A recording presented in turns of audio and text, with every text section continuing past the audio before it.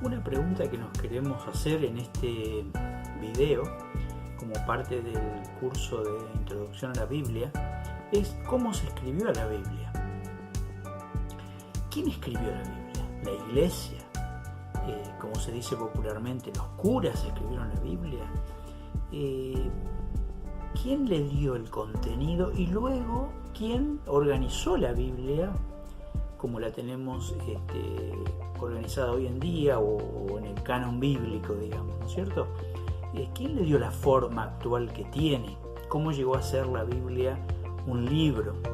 ¿Y cómo empezó su escritura y su redacción? ¿Cómo se coleccionaron los libros? ¿Cómo se redactaron los primeros libros?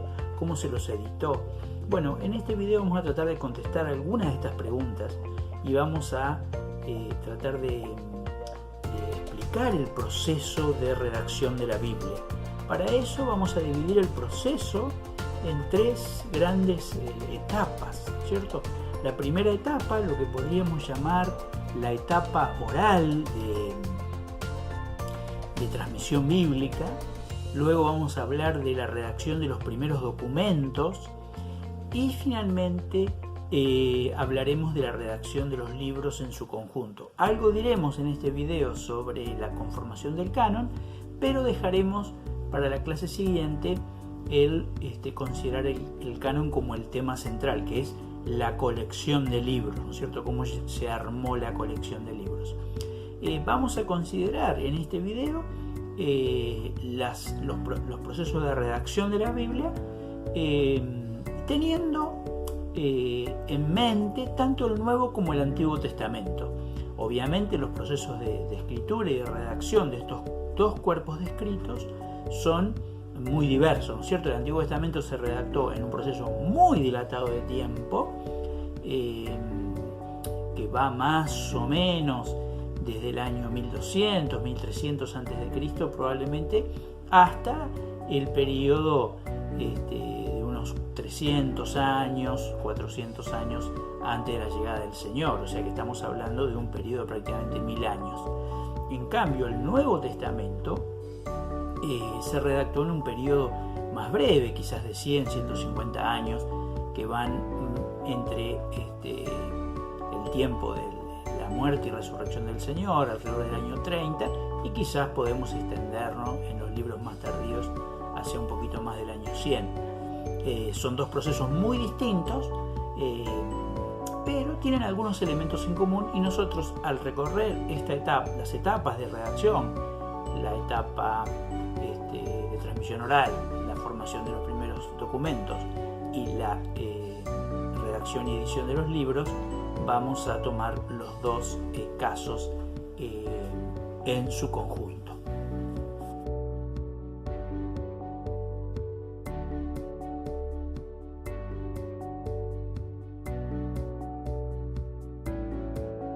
Primero miremos la etapa oral. ¿A qué le llamamos la etapa oral? Hubo una primera parte de la transmisión de los textos bíblicos que se hizo de manera oral, ¿no es cierto? Y eso no es difícil de entender, aún para el lector no tan instruido. Por ejemplo, las predicaciones de Jesús fueron enseñanzas orales, ¿no es cierto? El Señor contó parábolas, contó historias, desarrolló mensajes, tanto frente a pequeños grupos de personas como frente a multitudes, que fueron enseñanzas orales. Es famoso el hecho de que el Señor Jesús jamás escribió una línea, ¿no es cierto? No se dedicó a escribir libros. Ni siquiera tenemos una indicación en los evangelios que le haya solicitado a sus discípulos que registren sus enseñanzas por escrito. Eso se hizo con posterioridad y fue iniciativa de lo que llamamos discípulos o apóstoles. Entonces, si nosotros ubicamos la vida del Señor más o menos entre el -4 y el 30 de nuestra era, ¿no es cierto? De acuerdo a las distintas dataciones que se dan a su vida, y ubicamos los primeros evangelios, por ejemplo el Evangelio de Marcos alrededor del año 60 de nuestra era, eso da un periodo de transmisión oral de aproximadamente unos 30 años, ¿no es cierto? Es decir, que ahí tenemos un claro y quizás el más evidente ejemplo de transmisión oral. Es decir, las comunidades de fe receptoras de esos mensajes conservaron esos mensajes y esos contenidos, transmitiéndolos de unos a otros entre los que eran miembros de la comunidad, ¿no es cierto? También procesos de transmisión oral encontramos en el Antiguo Testamento. Hay muchos textos que son ejemplos de transmisión oral, es decir, que primero se transmitieron estas experiencias, estos fenómenos históricos, la interpretación de los mismos, cómo Dios se había manifestado en medio del pueblo de Israel. Notamos, por ejemplo, en el libro de Deuteronomio, qué importante que es el proceso de conservar esas tradiciones, esas historias y transmitirlas a las generaciones siguientes, enseñando, no solo narrándolas, sino enseñando el sentido que esas historias tenían para el pueblo, ¿no es cierto? Vemos que una y otra vez se insiste en la necesidad de hacerlo, ¿no es cierto? Y obviamente hay un montón de textos que no podemos pensar que son escritos en el sentido de que hay un autor que se sienta y se pone a escribir un libro, sino que alguien está recopilando memorias orales en el pueblo de esos procesos. Otro ejemplo que mencionábamos en un video anterior es el ejemplo de la predicación de los profetas. Los profetas no son escritores, son predicadores, y luego de ese proceso público de predicación hay un proceso de recopilación, ¿no es cierto? Con lo que eso implica, porque obviamente todos lo sabemos cuando tratamos de pasar un mensaje de un registro oral a uno escrito, que son dos tipos de registros completamente distintos. Entonces hay un trabajo de edición, de adaptación, probablemente hay énfasis o palabras o secciones que se pierden y solo se puede retener algunos núcleos, o aparecen versiones diversas de lo mismo que se ha dicho. Un ejemplo podría ser el de los evangelios, y como por ejemplo los evangelios sinópticos no registran exactamente de la misma manera las palabras de Jesús como en un papel de calcar, sino que cada uno nos da una versión distinta de pronto algún discurso de Jesús o algún acontecimiento, porque eso está atravesado por un proceso de memoria y de retención, ¿no es cierto? Entonces tenemos que pensar que primero hubo una etapa oral, que el pueblo, en la cual el pueblo conservó esta memoria histórica, y finalmente va a llegar el momento de empezar a poner estas memorias, estas palabras por escrito para conservarlas de mejor manera.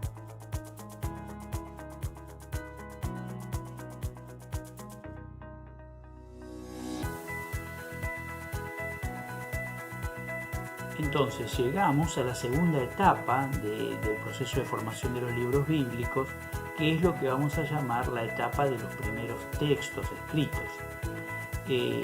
La mayoría de los libros bíblicos no fueron escritos de un tirón, como hoy pensamos la escritura de un libro, donde el autor tiene un plan, se sienta y lo escribe de tapa a tapa. Esto debe haber pasado con muy pocos libros bíblicos. En realidad lo que el libro tiene y que muestra en su textura es un proceso largo de redacción y composición, donde también vemos la combinación de fuentes y de escritos que precedieron al libro, y donde el autor y los editores van a utilizar todo ese material y van a avanzar hacia la redacción de los libros en su conjunto.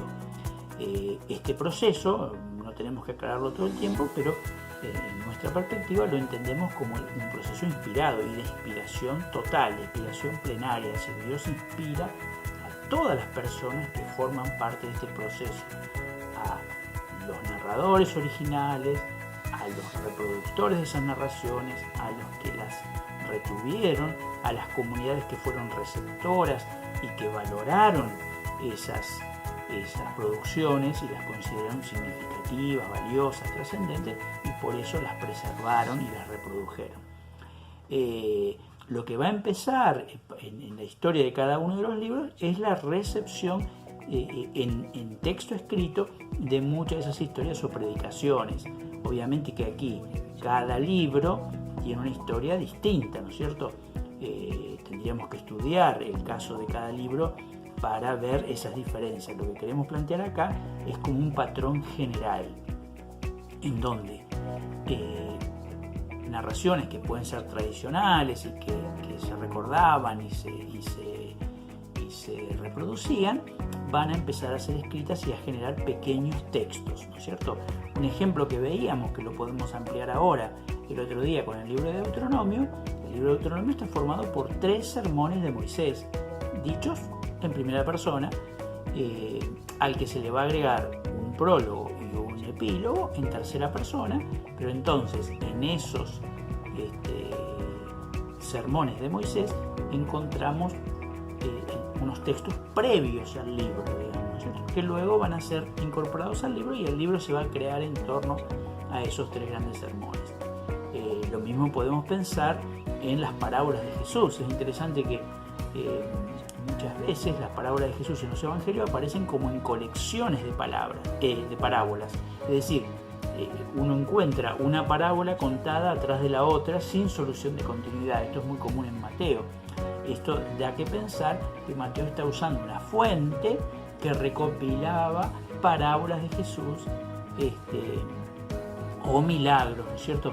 Que pudo haber habido colecciones de milagros. Es decir, que hay una etapa redaccional donde todavía hay fragmentos de texto, ¿no es cierto? Hasta que luego se le da la versión final. Otro ejemplo que podemos ver para esto es el libro de Isaías.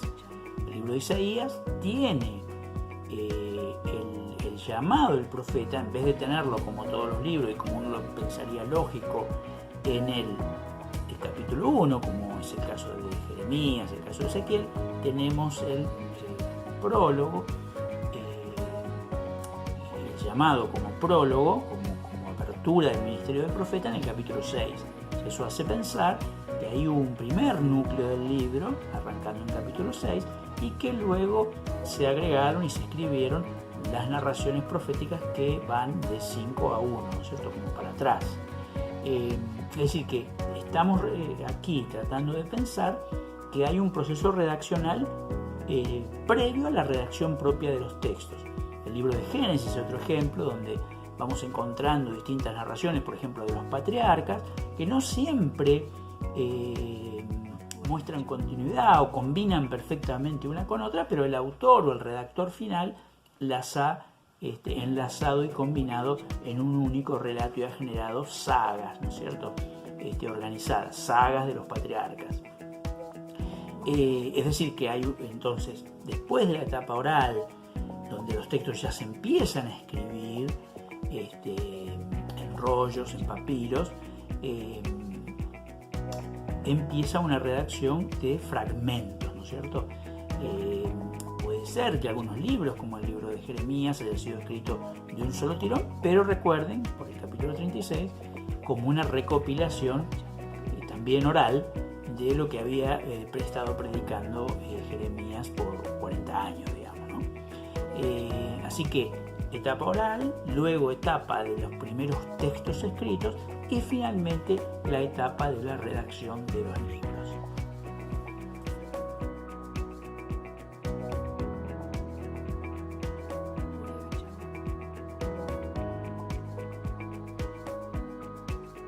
Llegamos a la última etapa, o por lo menos en nuestro esquema. El esquema no necesariamente es rígido, simplemente lo usamos para facilitar la comprensión. Llegamos a la última etapa, que es la redacción de los libros en sí mismos, ¿no es cierto? Los libros como textos terminados y finalizados. Aquí hay que aclarar una cosa que es muy importante.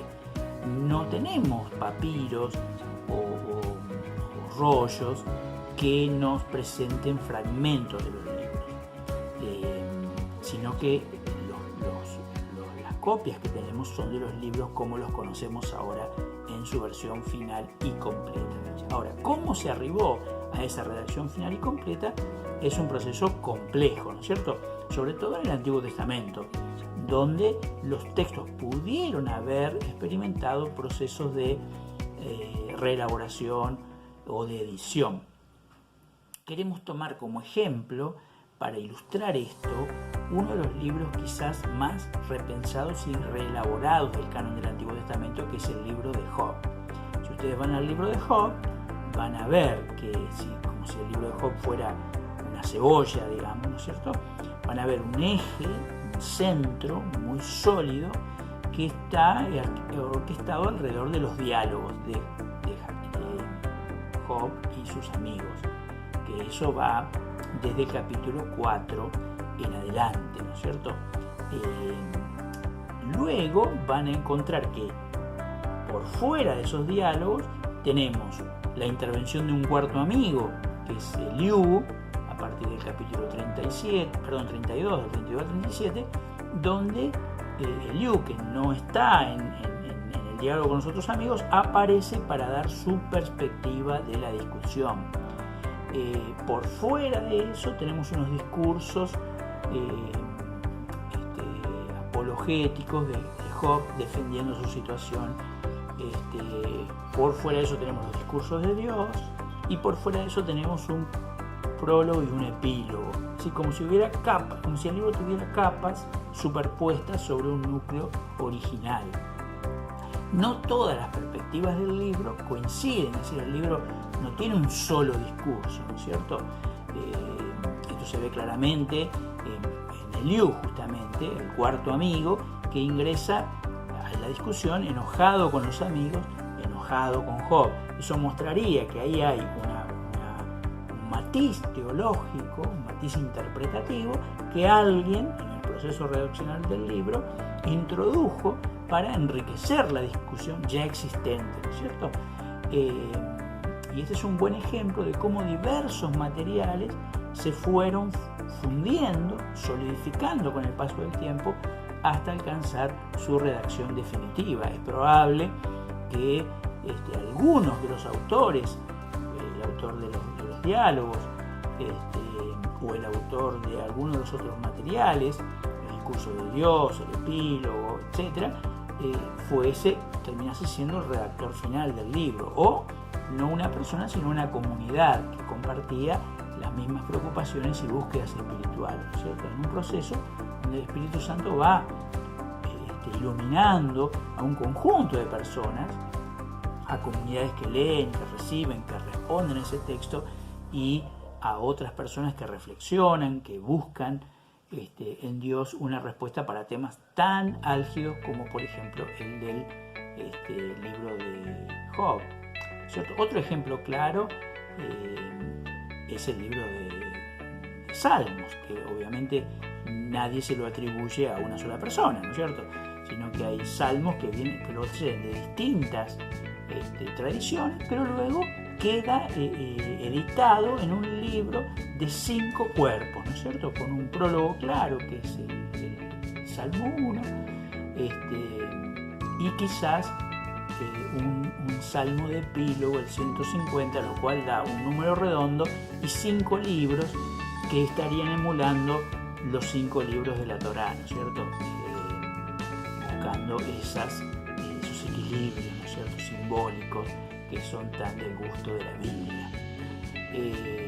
De manera que podríamos recorrer varios libros del Antiguo Testamento para ver que hay señales del proceso redaccional. Otro ejemplo de la combinación en una redacción final de distintos materiales es el libro de Génesis, con sus 2 relatos de creación, ¿cierto? El capítulo 1, un capítulo más de la pluma sacerdotal, más pensado para distinguir el mundo de lo sagrado del mundo de lo natural, y el capítulo 2 de un contexto más popular, menos técnico, menos teológico, donde hay una narración de estilo algo legendario, donde se nos veces está un Dios mucho más antropomórfico.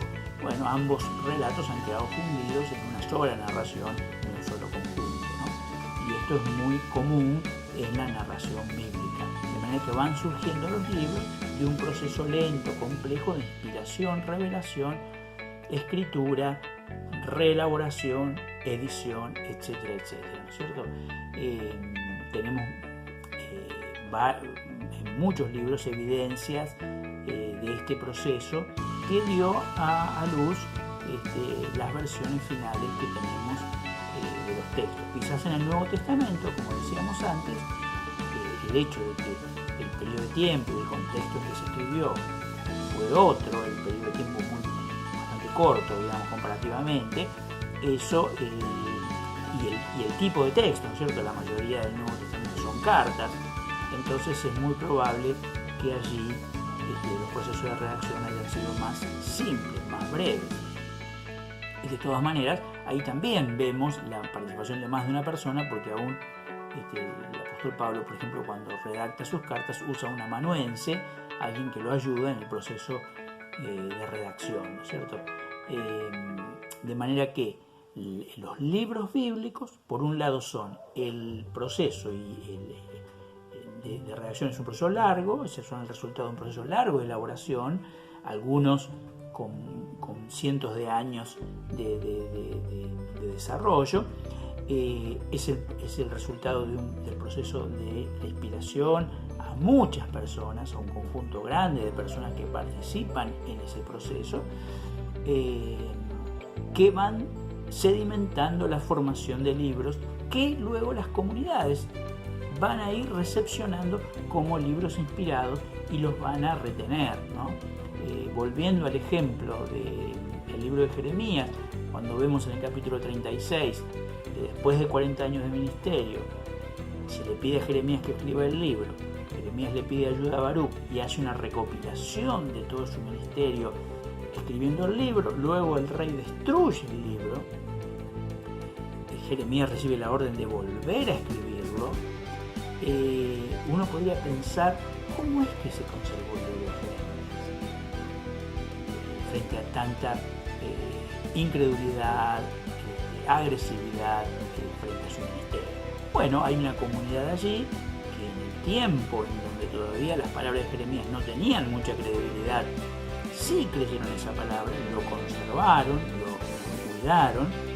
Cuando se produce el exilio y el pueblo va al exilio y se cumplen exactamente las palabras del profeta, entonces allí crece esa comunidad que le da credibilidad al texto y que lo descubre como palabra de Dios, y entonces el texto pasa al acervo de todo el pueblo, ¿no? Es un proceso de diálogo donde Dios va haciendo un trabajo de inspiración no solo sobre el autor, sino también sobre otros miembros de la comunidad que participan en la formación de la palabra que va a ser finalmente palabra de Dios y tesoro para todo el pueblo de Dios, ¿no es cierto?